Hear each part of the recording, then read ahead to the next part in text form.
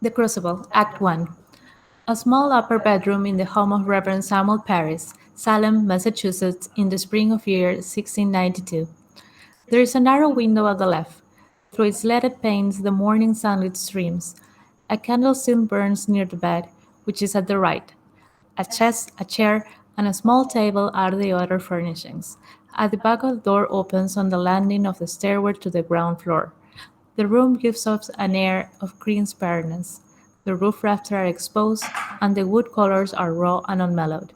As the curtain rises, Reverend Paris is discovered kneeling beside the bed, evidently in prayer. His daughter, Betty Paris, aged 10, is lying on the bed, inert.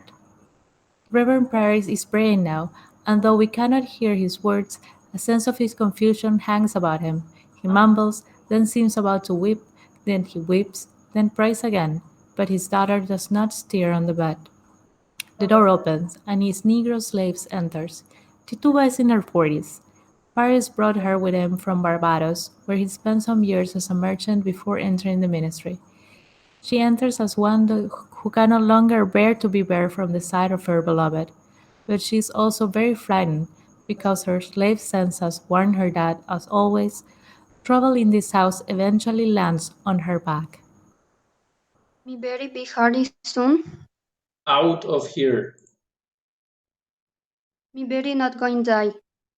Out of my sight. Out of my... She is gone. He is overcome with sobs. He clamps his teeth against them and closes the door, and leans against it, exhausted. Oh my God. God help me.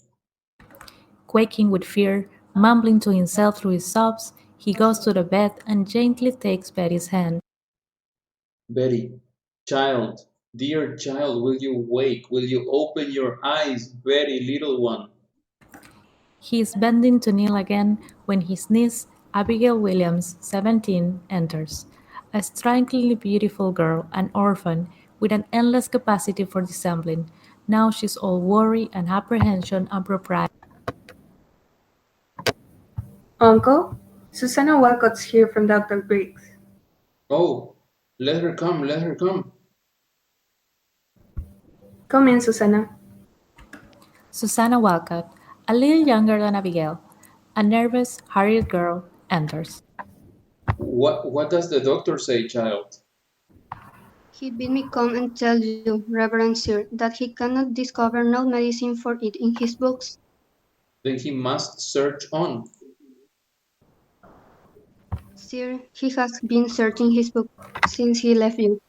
But he bid me tell you that you may look to a natural thing for the cause of it. No, no, there be no unnatural cause here. Tell him I have sent for Reverend Hale of Beverly, and Mr. Hale will surely confirm that.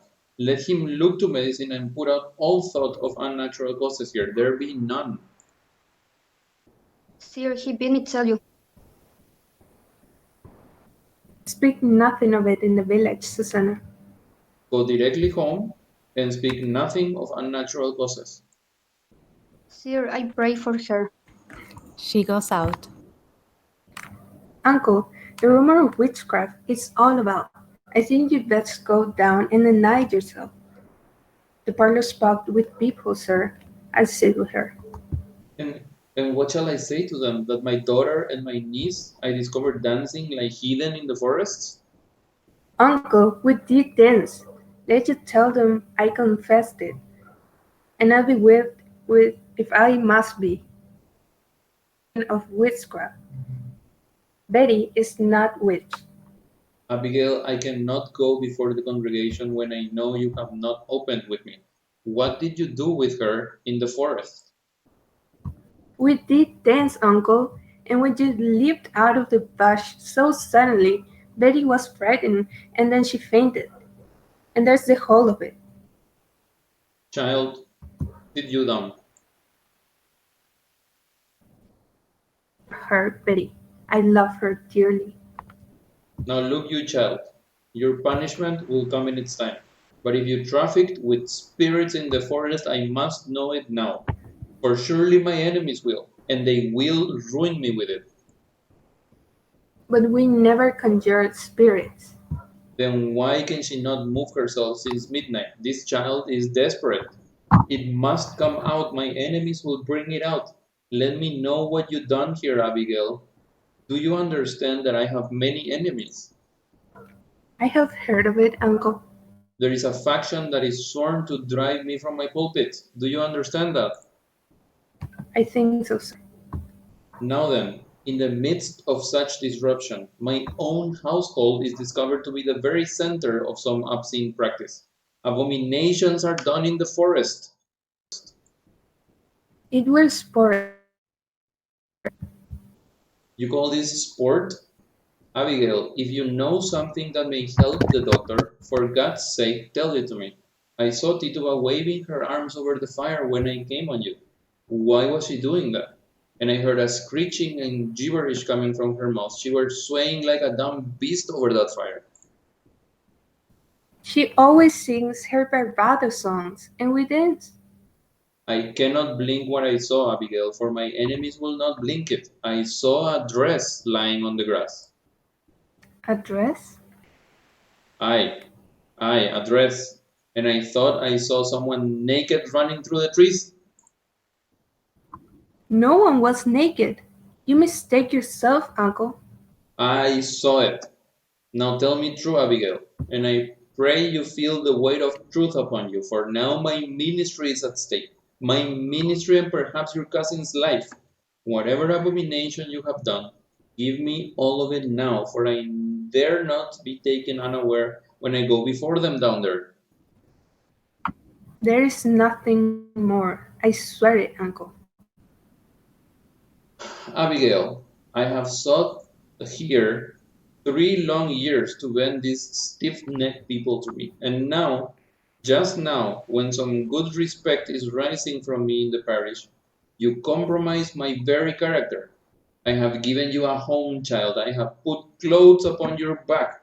Now give me upright answer. Your name in the town. Is it entirely white? Is it not? Why? I am sure it is, sir. There be no blush about my name. Abigail, is there any other cause than you have told me for your being discharged from Goody Proctor's service? I have heard it said, and I tell you as I heard it, that she comes so rarely to the church this year, for she will not sit so close to something soiled. What signified that remark? She hates me, uncle. She must, for I will not be her slave. A lying, cold, sniveling woman, and I will not work for such a woman. She may be, and yet it has troubled me that you are now 7 months out of her house, and in all this time no other family has ever called for your service. They want slaves, not such as I. To Barbados for that. I will not black my face for any of them. Do you begrudge my bed, uncle? No, no. My name is good in the village. I will not have it said my name is soiled. Goody Proctor is a gossiping liar. Immediately after this, others from the town enter the room and see the state of Betty. Soon after, gossip quickly spread through Salem, and a chain of events set in motion one of the worst chapters in American history.